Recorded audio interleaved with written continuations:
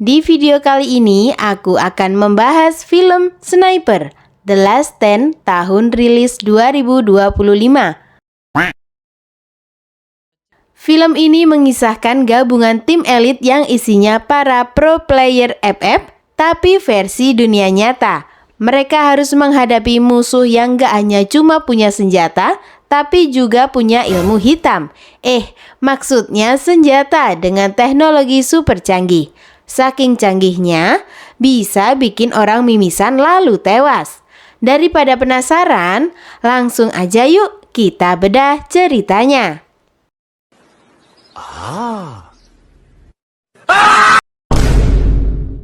Tepatnya di Costa Verde, di mana film dibuka dengan sebuah misi rahasia. Pasukan khusus ini berusaha menangkap seorang makelar senjata ilegal bernama Riker Kovalov.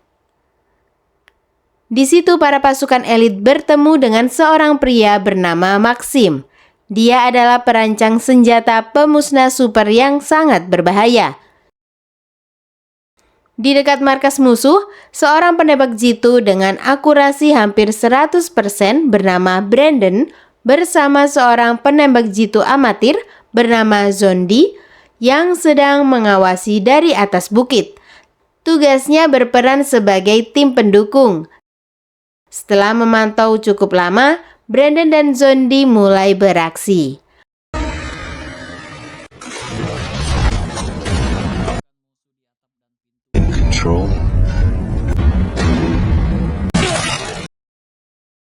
Ready. Fire. You take left.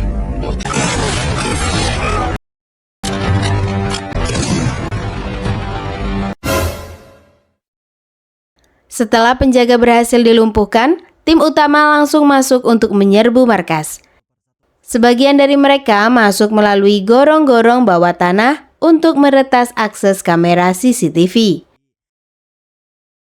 Tim utama yang dipimpin oleh Kolonel Modis berhasil menyusup.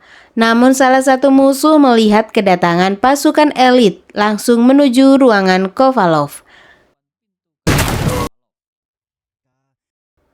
Kovalov tahu kalau markasnya dikepung tim musuh.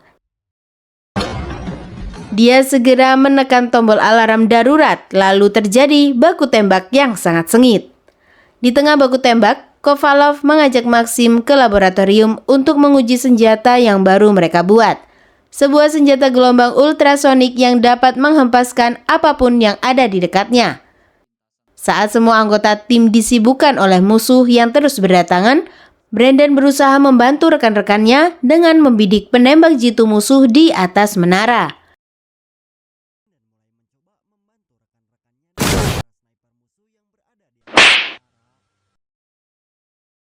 Di sisi lain, Kovalov terdesak karena hampir semua anak buahnya terbunuh.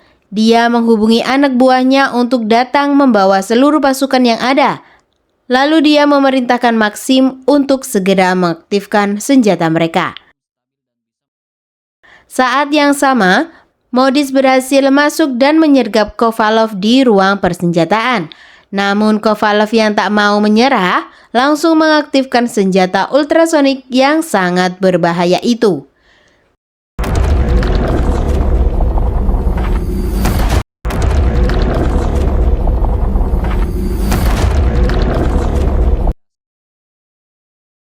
Tiba-tiba, kita dibawa kembali ke momen sebelum pasukan elit menyergap markas Kovalov. Kita melihat Kolonel Modis menyambut kedatangan Brandon dan mengajaknya bergabung dalam tim untuk membasmi kejahatan di Costa Verde. Dua anggota lain, Nadia dan Nova, datang memperkenalkan diri sebagai pasukan yang ahlinya ahli bertugas sebagai meretas sistem komputer. Mereka kemudian membahas situasi di Costa Verde, di mana Perdana Menteri Costa Verde telah bekerja sama dengan Kovalov untuk memasok senjata ilegal ke berbagai negara. Selain itu, mereka juga sedang membuat senjata terlarang yang daya ledaknya setara dengan nuklir punyanya Pak D. Putin. Jadi, tugas pasukan elit adalah menghentikan Kovalov. Setibanya di markas, Modis memberitahu Brandon bahwa orang yang menyuruhnya masuk tim adalah Zero, sahabat Brandon yang sudah lebih dulu bergabung dalam pasukan Kolonel Modis. Brandon diajak berkeliling dan dijelaskan bahwa Zero dan Kolonel Modis sudah berkali-kali mencoba menangkap Kovalov, tetapi dia selalu berhasil kabur karena memiliki banyak backingan dari orang-orang penting dan berpengaruh. Sebelum lanjut, kita diperkenalkan pada semua anggota tim pasukan khusus, termasuk seorang wanita bernama Angela, si kembar ahli kapak dan hilo, serta beberapa sahabat lainnya. Salah satu rencana mereka adalah membagi pasukan menjadi beberapa tim. Tim pertama akan menerobos masuk ke ruangan Kovalov untuk menangkapnya hidup-hidup. Tim kedua mengamankan area laboratorium dan gudang senjata musuh. Tim ketiga ditugaskan mematikan akses kamera CCTV dengan menyusup lewat gorong-gorong. Terakhir, tim penembak jitu yang dipimpin Brandon akan mengintai dari kejauhan. Namun, ada satu hal yang harus mereka waspadai, adalah bala bantuan dari pasukan Perdana Menteri yang korup. Maka dari itu, mereka harus berhasil menangkap Kovalov sebelum bantuan datang. Singkat cerita, mereka berkumpul untuk membahas kelanjutan misi. Kolonel Modis memotivasi semua anggota, menekankan bahwa misi kali ini adalah untuk menyelamatkan penduduk Kosta dari kekejaman Perdana Menteri, serta menangkap Kovalov dan menyeret kedua pria itu ke pengadilan PBB. Kejahatan mereka telah membuat penduduk sangat menderita. Kali ini, Modis yang biasanya diam akan terjun langsung ke lapangan memimpin para anggotanya.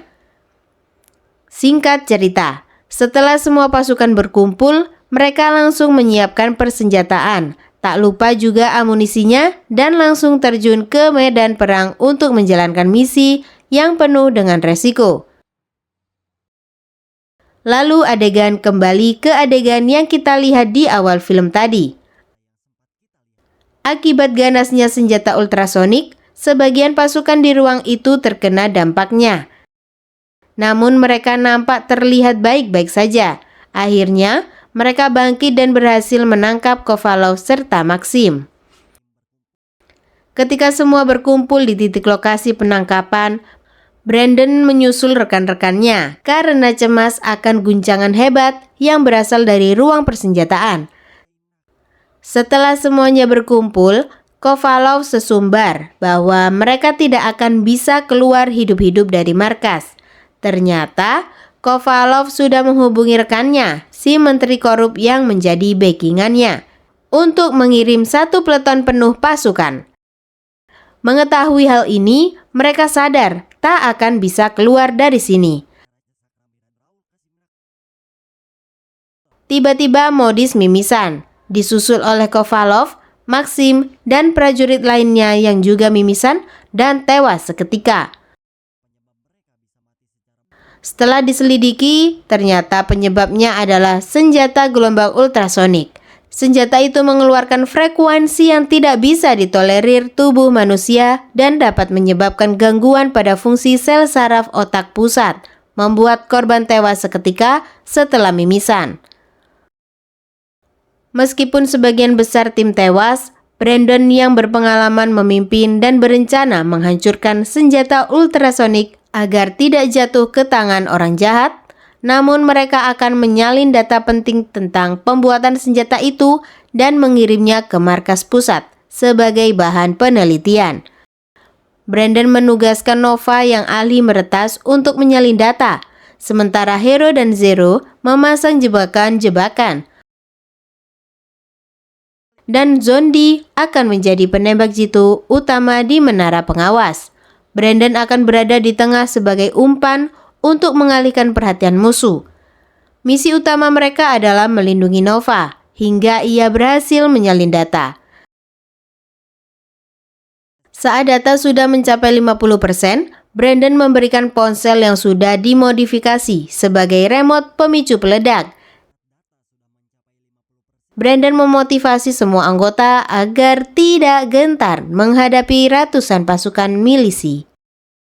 Pertarungan ini akan menentukan nasib dan kebebasan Costa Verde dari pemerintah korup. Tiba-tiba pasukan milisi datang. Brandon langsung memberi aba-aba untuk melempar bom asap. Ia nekat masuk ke tengah gumpalan asap, membunuh musuh satu persatu.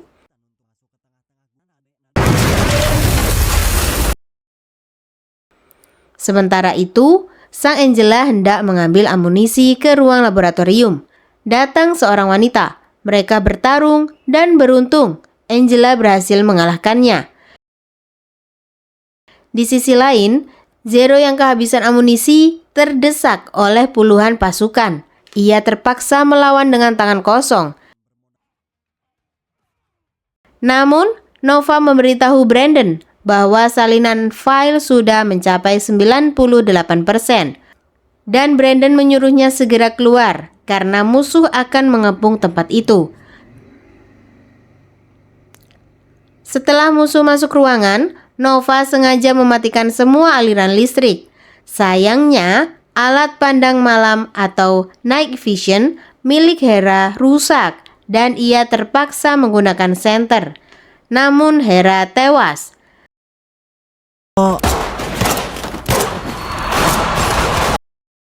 Di sisi lain, Brandon yang keluar gedung tertembak di perut. Zero yang melihatnya langsung menolong dan membawanya ke tempat aman. Tak lama kemudian, Nova juga tertembak saat menghampiri teman-temannya. Nova yang merasa hidupnya tak akan lama lagi, menyerahkan ponsel peledak kepada Brandon. Brandon langsung meledakkan seluruh bangunan, menghancurkan senjata ultrasonik setelah data-datanya berhasil disalin.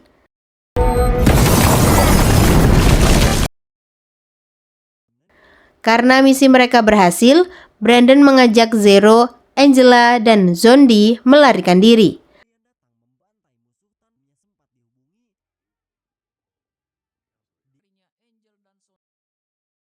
Di akhir film, pasukan bantuan musuh menemukan emblem pasukan elit saat membersihkan mayat-mayat di markas Kovalov. Ada kemungkinan pasukan musuh akan datang menuntut balas dendam pada pasukan elit itu. Film selesai. Gimana? Seru kan filmnya? Ternyata di dunia nyata pun secanggih apapun rencana jahat, pasti ada aja apesnya.